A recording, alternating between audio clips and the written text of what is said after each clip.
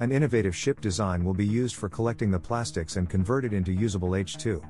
H2-Industries has teamed up with naval architecture company Technolog Services for the development of 3D ship designs that would collect ocean plastic waste to make clean hydrogen. The collected plastics will be used for producing H2 that will power the ship and other applications.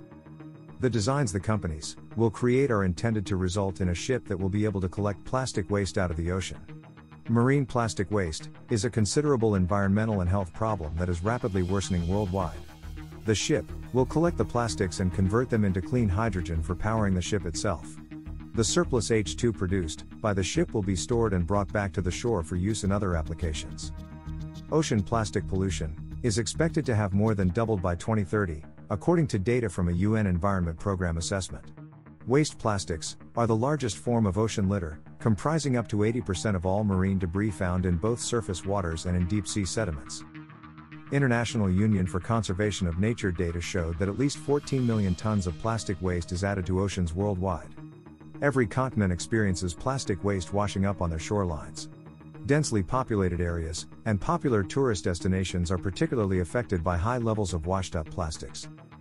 The 150-meter-long ship will work with 2 smaller vessels for plastic collection and clean hydrogen production. The size will be finalized depending on optimal storage capacity for the H2 it produces.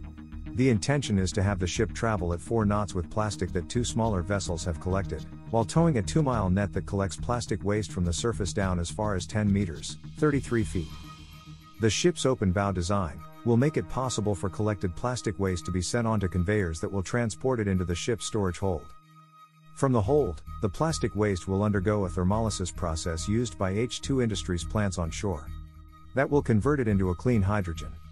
The company expects to be able to produce 100 kilograms of H2 for every 600 kilograms of plastic waste it collects.